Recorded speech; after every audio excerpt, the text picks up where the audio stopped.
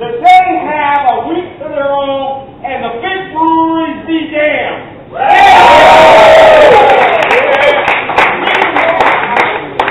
have officially this week won the apocalypse. What does that mean?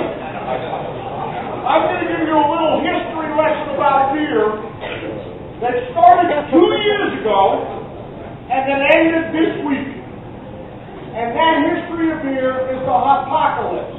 Now what does that mean? 2 years ago, I used to go out to the hop market and I would buy hops at $5.25 a pound. Some were $6.32 a pound. Some were a little more expensive, but you could figure you could buy a pound of hops for $5 in the neighborhood.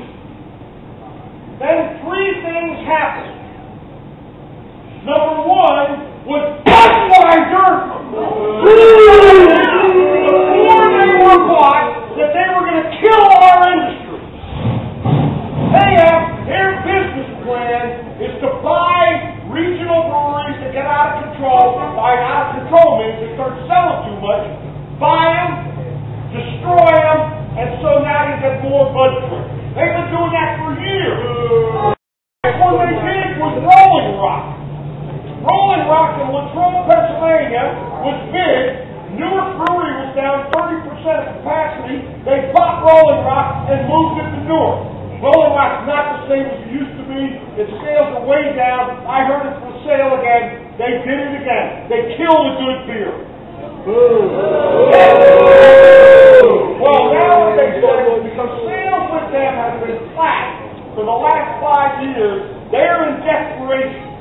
They know they are being supported by a big brewery in Belgium that wants to buy them.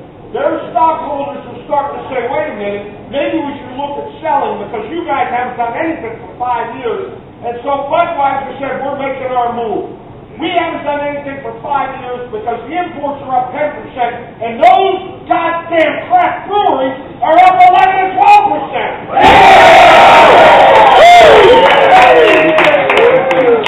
Well, I'm telling you, this is history in the making.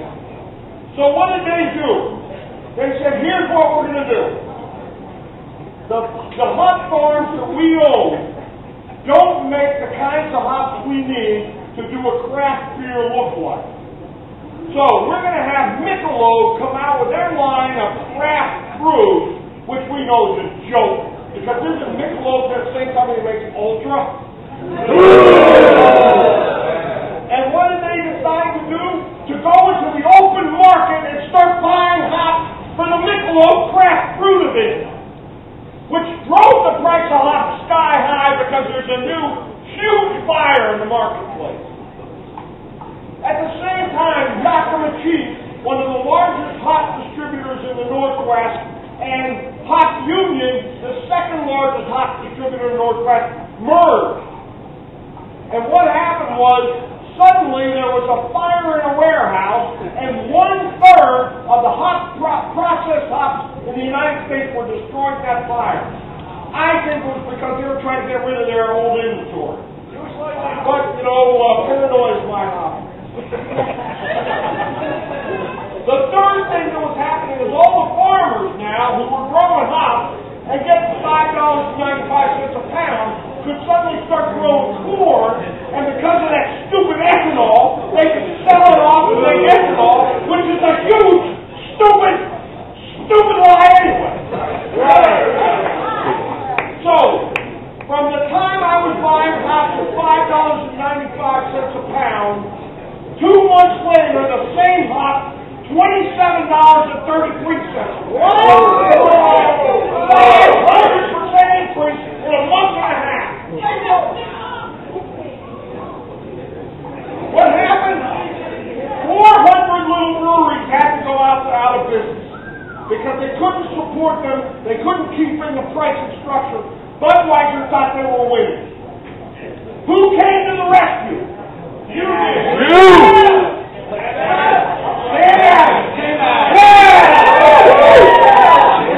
Sam Adams went on the internet to all the little breweries and said, we know what they're doing, and we're not going to let this happen.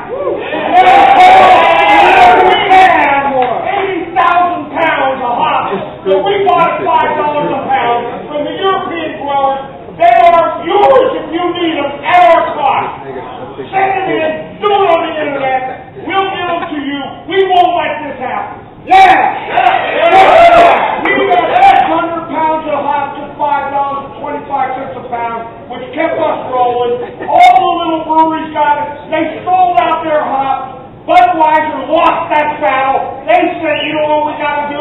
We're going to sell out to the InBev, and they did for $63 billion, whatever it was. Hallelujah! So here's the lesson you learn.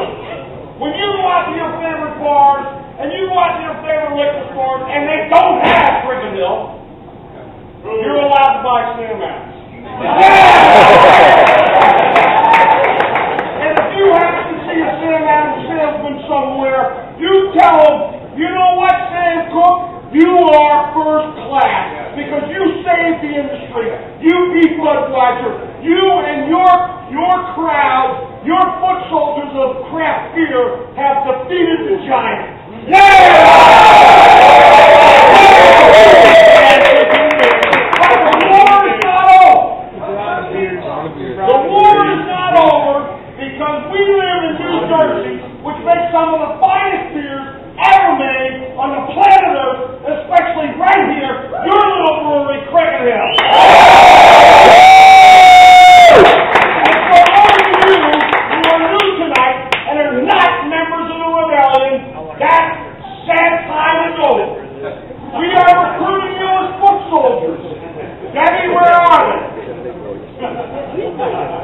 Debbie has the cards. These are cards that simply say this. When you go into your favorite bar, and they don't have a New Jersey beer on tap, and I don't care which one it is, you give them this card and you say, I want New Jersey beer. Yeah!